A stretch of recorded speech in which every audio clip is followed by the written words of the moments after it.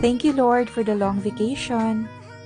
Ito po talaga yung best time para sa akin ang mag-general cleaning ng bahay kasi kesa naman po magbakasyon ako at pumunta pa sa malayong lugar. Pagod na at magastos pa.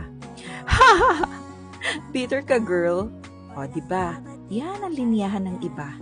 Pero joke lang po itong sa akin, ha? Wala naman po kasing masama magbakasyon basta may pera ka at kung saan ka masaya. Choice nyo naman po yun.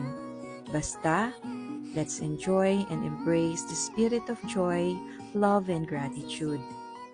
It's a time to rejuvenate and find inner peace. Thank you again for watching. Love, love, love!